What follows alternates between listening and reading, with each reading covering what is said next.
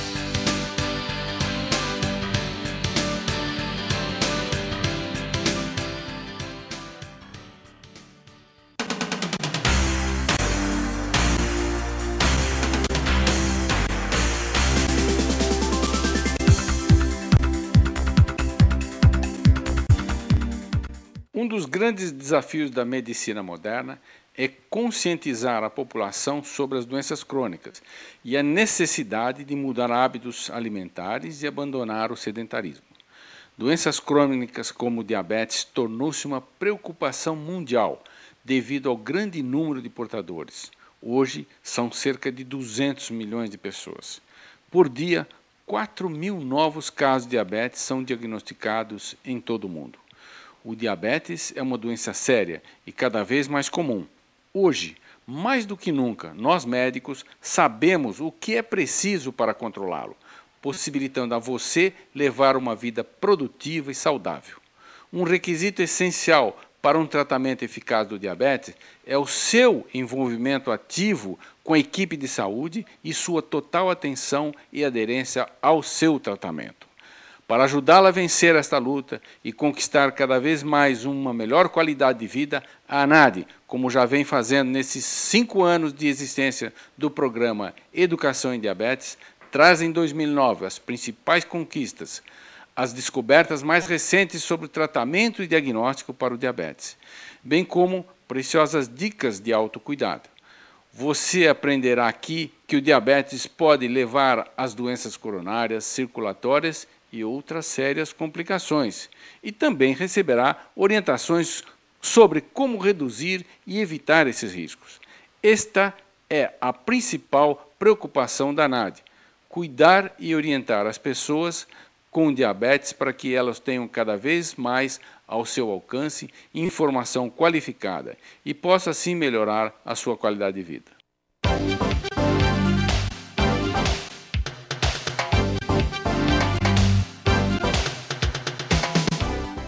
Olá, eu sou Cíntia Alves e está começando mais uma edição do Jornal Diabetes News. Remédios de hipertensão e diabetes mudam de embalagem. ingestão de vitamina C pode reduzir o risco de desenvolver o diabetes. Entenda a diferença entre o diabetes tipo 1 e tipo 2. Uma dieta rica em vitamina C pode ajudar a reduzir o risco de desenvolver diabetes tipo 2, segundo uma nova pesquisa. Num estudo que envolveu homens e mulheres de meia idade e idosos, aqueles com os níveis mais elevados de vitamina C no sangue apresentaram significativamente menos probabilidade de desenvolver o diabetes, num período acima de 12 anos, do que aqueles com níveis mais baixos. Frutas e vegetais são as principais fontes de vitamina C nas dietas ocidentais, e os níveis de vitamina C no sangue são bons marcadores da ingestão destes alimentos. As descobertas atuais reforçam a mensagem de saúde pública acerca do efeito benéfico de aumentar a ingestão total de frutas e vegetais, como apresentaram os investigadores. Muitas pessoas já ouviram falar que o diabetes pode ser do tipo 1 ou do tipo 2, mas não sabem diferenciar uma da outra. Para esclarecer essas dúvidas, o programa Educação em Diabetes vai explicar de que forma a doença ocorre. O diabetes mellitus tipo 1 geralmente aparece ainda na infância e é também conhecido ou chamado de diabetes insulino-dependente, pois o corpo produz pouca ou nenhuma insulina. Pessoas com este tipo de diabetes precisam tomar doses de insulina diariamente para sobreviver. O diabetes mellitus tipo 2 ocorre em 90 a 95% dos casos de diabetes. Mais conhecido como diabetes não insulino-dependente, geralmente se desenvolve na idade adulta pelo excesso de peso e má alimentação. Ultimamente, muitas crianças já apresentam quadros da doença devido à obesidade infantil. Nestes casos, a insulina é produzida em quantidade normal ou aumentada, porém não ajuda o corpo a usá-la de forma adequada. Com o tempo, uma alimentação em excessos de doces e carboidratos prejudica a função do pâncreas, podendo fazer com que a pessoa passe a necessitar de doses de insulina. O Jornal Diabetes News fica por aqui. Lembrando que você pode nos enviar as suas dúvidas, sugestões, participar do nosso chat ou da nossa enquete. Continue conosco. A NAD, a sua saúde, é a nossa meta.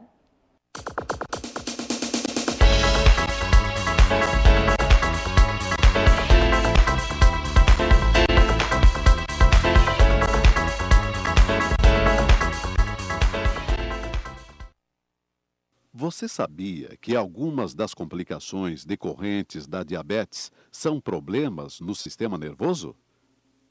O sistema nervoso é como se fosse um sistema de fios que emitem e recebem os sinais do cérebro e controla todos os movimentos do corpo, como movimentar o braço, comer, respirar, pensar, etc. Estima-se que após 25 anos tendo diabetes, pelo menos metade dessas pessoas desenvolve uma neuropatia. A melhor maneira de prevenir isso é controlando rigidamente a sua diabetes, fazendo exercícios físicos regularmente, alimentando-se de maneira saudável e, principalmente, parando de fumar. Oftalmologia. O cuidado com os olhos é uma prioridade para qualquer pessoa que tenha diabetes, seja ela do tipo 1 ou 2. Mantendo um controle rígido dos níveis glicêmicos, o portador de diabetes poderá prevenir alguns dos efeitos mais indesejáveis da doença e, assim, preservar a sua visão. O oftalmologista é o profissional da saúde treinado e capacitado a prestar este tipo de ajuda, monitorando as mudanças que possam ocorrer com a visão, em particular as associadas à doença. Ele determina o que cada sintoma representa, como deve ser tratado e opta por uma conduta clínica ou cirúrgica.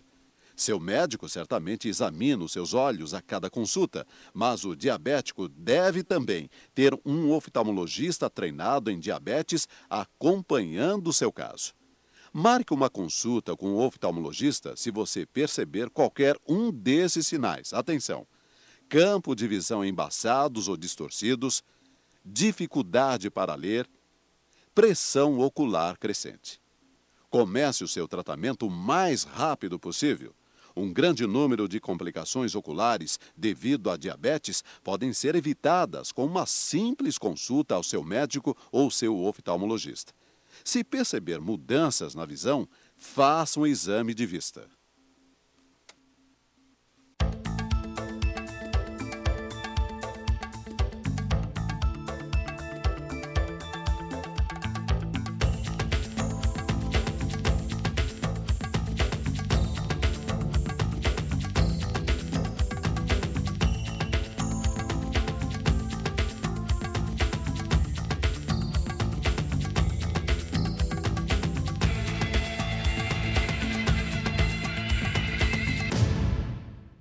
Grandes novidades estão sendo veiculadas no 14º Congresso Brasileiro Multidisciplinar Multiprofissional em Diabetes.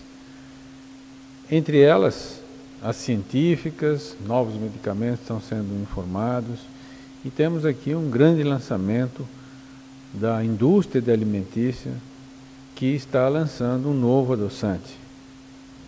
Esse adoçante, seguramente, pelas suas características, vão revolucionar o mercado de adoçante e é mais uma opção importantíssima para nós que necessitamos, não só para não ingerirmos açúcar, que são os diabéticos, e para também aqueles que necessitam diminuir seu peso, ingerir menos caloria, algo que seja semelhante ao açúcar, com o sabor do açúcar, mas não tem calorias, basicamente é um novo adoçante. Estamos aqui em nossos estúdios com o engenheiro Amaury Couto, que é diretor-presidente da Low Sugar, que é a parceira da NAD há muito tempo, né, Amaury? Isso é muito importante. Muito obrigado pela sua presença aqui e a gente depois vai contar um pouquinho dessa parceria, mas vamos falar um pouquinho desse novo produto que eu acho que vai ser extremamente importante para a comunidade de portadores de diabetes e também para aqueles que querem fazer regime com um sabor muito agradável, parecido ou quase igual ao açúcar, né? Nós estamos batalhando para que seja igual ao açúcar. Primeiramente, eu gostaria de agradecer essa oportunidade, doutor Fadro, de estar aqui com você e, da mesma forma, participando do 14º Congresso da ANAD, e que é uma grande satisfação pela nossa grande parceria, pelo nosso trabalho, pelas nossas ações, e não poderíamos deixar de forma nenhuma de fazer o lançamento deste produto no Congresso da ANAD. E o 14º Congresso da ANAD, mais importante ainda. É um produto novo, é um produto que tem uma concepção diferente, foge do trivial, envolvendo um edulcorante muito importante, muito interessante, que é o sucralose, associado com outro edulcorante, que é o acesulfame potássico, que dentre os edulcorantes, são tidos como excepcionais, sabor doce muito importante, muito, eu diria assim, similar ao açúcar de cana, em especial nas condições de uso que nós podemos propor ao diabético ou a quem quer que tenha interesse. A grande novidade da sucralose, na realidade, não se trata mais de um químico, não é? Os outros, a maioria, são químicos que têm sabor doce. A sucralose, na realidade, a matéria-prima da sucralose é o próprio açúcar, é a própria sacarose. O engenheiro vai explicar para vocês. Pois é, exatamente, essa é a grande novidade, que o sucralose ele foi desenvolvido a partir da molécula do açúcar. É uma forma industrial de se fazer um trabalho com a molécula, clorando esta molécula e modificando. Isso leva a um produto, doutor Fadro, cerca de 600 vezes mais doce do que o próprio açúcar de cana. E, com uma grande vantagem, mantém o sabor doce do açúcar. Só que com esse número, 600 vezes mais doce que o açúcar. Interessante. E é apenas um radical cloro que vai... Exatamente. Ele é uma forma industrial de se fazer uma pequena mudança na molécula. E essa mudança proporciona todo esse benefício, toda essa vantagem para a aplicação do produto na linha industrial. E não perde o doce com a temperatura, você pode usar do jeito que você quiser, e tanto que nós estamos pondo esse produto na forma líquida e também na forma pó, que seria os sachês, os envelopes. E ambos podem ser utilizados no forno e fogão, ambos terão o benefício, ou permitirão o benefício ao consumidor, de tal maneira que ele terá mais uma opção e fará uso de uma forma, assim, esplêndida para a condição da substituição do açúcar de cana. Então, é muito interessante, porque como é que a própria molécula de sacarose, apenas com um radical cloro, não é isso? Ela tem igual açúcar praticamente, mas ela não aumenta a glicemia. É simples, porque a enzima que quebra a sacarose em duas moléculas, que é a glicose, e este é o problema de diabetes, não é? Você comeu açúcar, você está fornecendo glicose direto para o seu sangue, né? Ela passa direto, ela não é quebrada, ela não vai aumentar a glicemia porque ela não é quebrada, não é? Pois é, ela não é reconhecida. É como, por exemplo, a estévia, ela não é reconhecida. O nosso organismo não o reconhece como um produto metabolizado, consequentemente ele passa direto. Perfeito, só que a sucralose, que é o novo lançamento da Losucar, tem exatamente o sabor muito parecido com açúcar. Eu acho que vai ser, Amaury, parabéns, eu quero parabenizar, vai ser uma revolução aqui na área de adoçantes, porque realmente é um produto sensacional, vocês vão gostar muito. E eu queria, para dizer a vocês também, que a Losucar é uma indústria que tem praticamente a idade da Nádia, né? Nós estamos agora, neste ano, completando 30 anos e crescemos juntos. E crescemos com uma parceria muito saudável, né? E estou lembrando aqui de um produto que nós sugerimos há muito tempo atrás para o engenheiro Amaury, que é o Glinstan. Glinstan é nome comercial, mas eu apenas sugeri como profissional uma nova opção de correção das hipoglicemias de uma forma rápida, de uma forma técnica, em que você rapidamente pudesse ter o seu sachêzinho de plástico de glicose em qualquer lugar.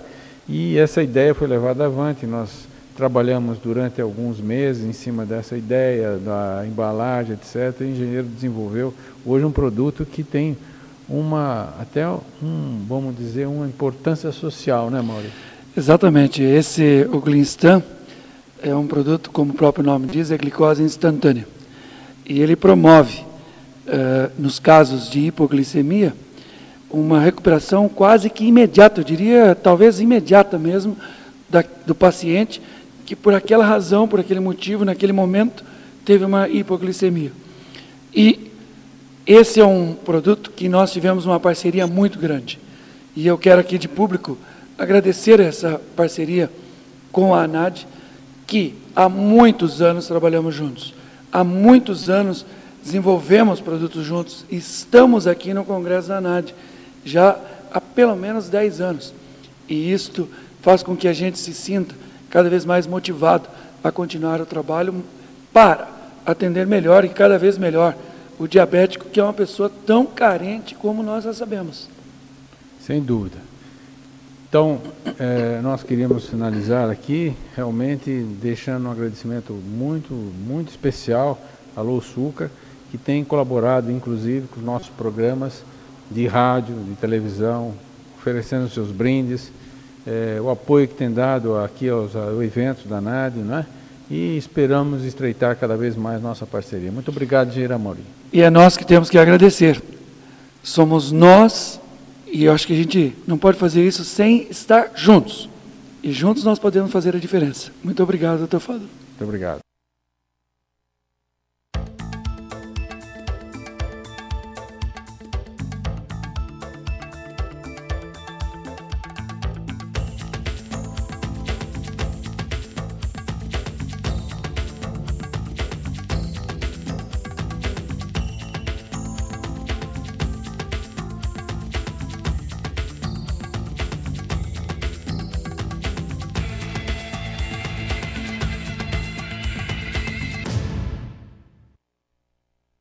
Você pergunta, a ANAD responde.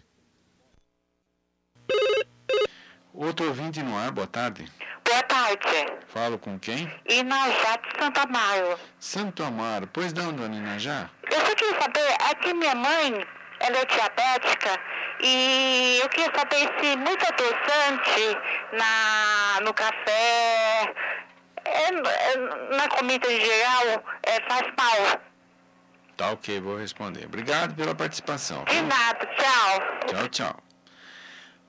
Não faz mal não, né? É claro, é evidente que você tem lá um limite que não é nem um limite tóxico, 80, 100 gotas por dia, não é? 40 saquinhos daquele, 30, 40 saquinhos daquele, mas eu pergunto, quem é que vai ingerir tanta quantidade assim?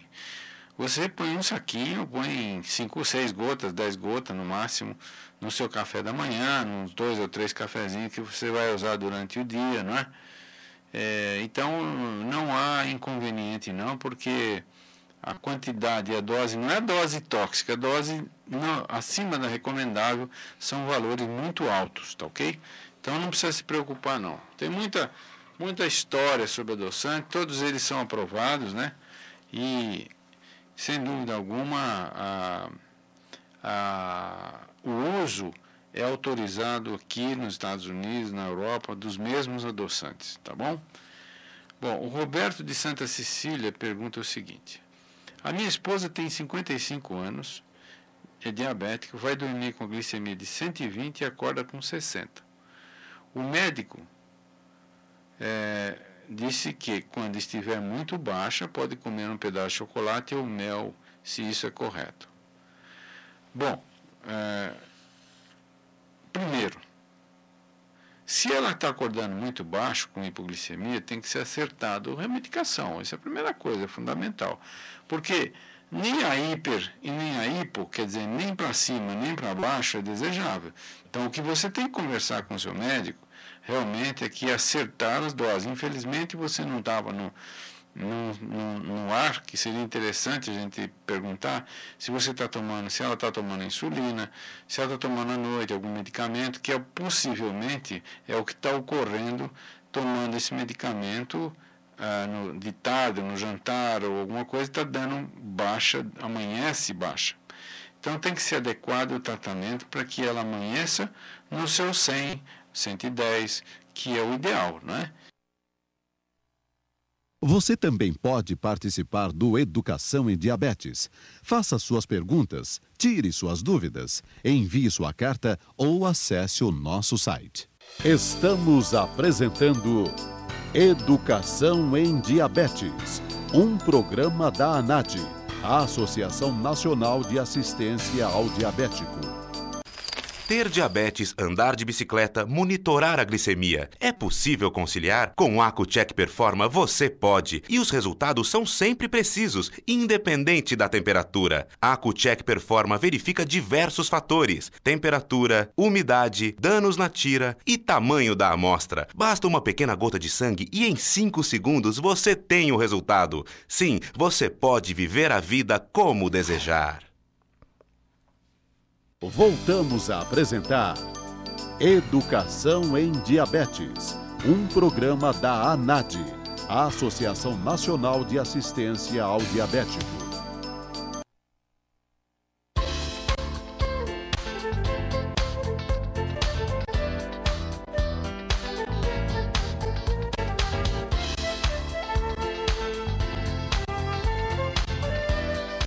Bom dia a todos. Um dos temas que foram colocados aqui no Congresso da ANADI é exatamente sobre o relacionamento dos antipsicóticos com os pacientes psicóticos e com a chamada síndrome metabólica. Por que esse tema é importante? É importante porque pouca gente sabe, mas nós temos no Brasil cerca de 1% de pessoas com esquizofrenia, 2% das pessoas com o chamado distúrbio bipolar. Se você somar 1 mais 2 dá 3, 3% 200 milhões de habitantes, dá cerca de quase 6 milhões de pessoas que apresentam essas duas entidades nosológicas. E o que acontece com esses pacientes? São pacientes que, per si, as duas doenças já levam a aumento de peso, aumento de dislipidemia, que é gordura aumentada no sangue, colesterol e triglicéridos, e diabetes.